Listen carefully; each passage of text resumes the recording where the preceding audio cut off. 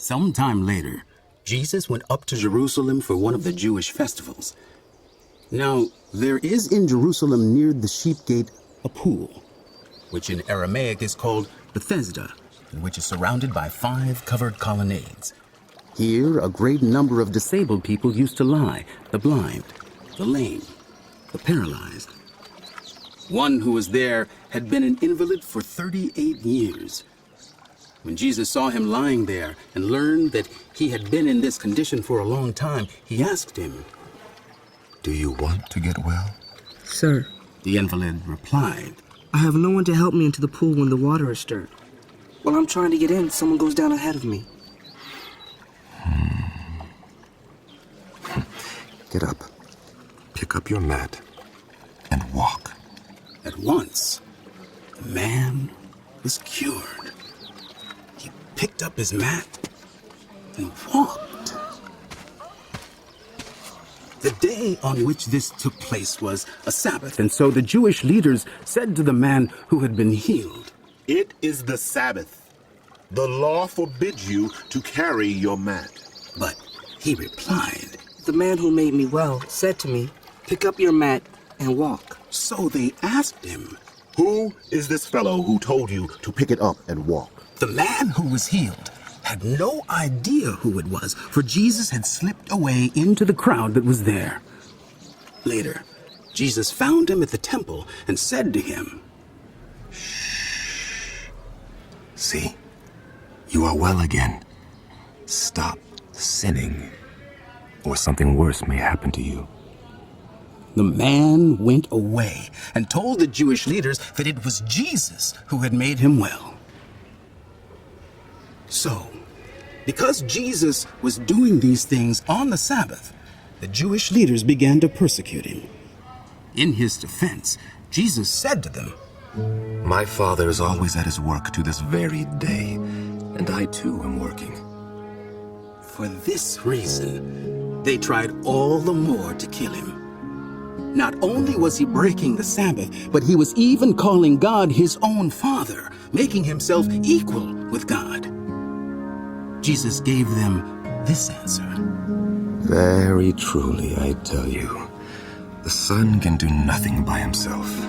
He can do only what he sees his Father doing, because whatever the Father does, the Son also does.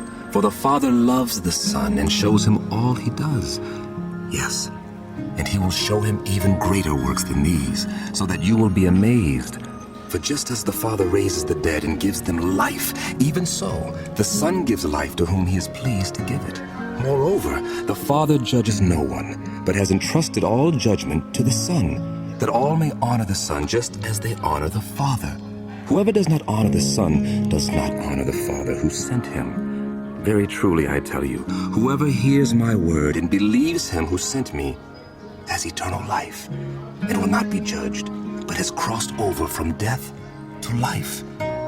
Very truly, I tell you, a time is coming, and has now come, when the dead will hear the voice of the Son of God, and those who hear will live. For as the Father has life in himself, so he has granted the Son also to have life in himself. And he has given him authority to judge, because he is the Son of Man. Do not be amazed at this, for a time is coming when all who are in their graves will hear his voice and come out. Those who have done what is good will rise to live, and those who have done what is evil will rise to be condemned. By myself I can do nothing.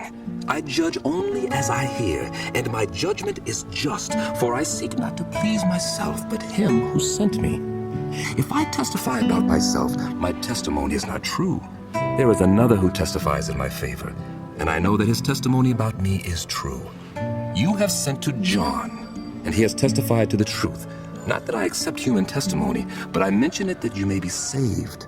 John was a lamp that burned and gave light, and you chose, for a time, to enjoy his light. I have testimony weightier than that of John, for the works that the Father has given me to finish, the very works that I am doing testify that the Father has sent me. And the Father who sent me has himself testified concerning me. You have never heard his voice, nor seen his form, nor does his word dwell in you, for you do not believe the one he sent. You study the scriptures diligently, because you think that in them you possess eternal life. These are the very scriptures that testify about me. Yet, you refuse to come to me to have life. I do not accept glory from human beings, but I know you. I know that you do not have the love of God in your hearts. I have come in my Father's name, and you do not accept me. But if someone else comes in his own name, you will accept him. How can you believe? Since you accept glory from one another, but do not seek the glory that comes from the only God. But do not think I will accuse you before the Father. Your accuser is Moses, on whom your hopes are set. If you believed Moses, you would believe me, for he wrote about me. But since you do not believe what he wrote, how are you going to believe what I say?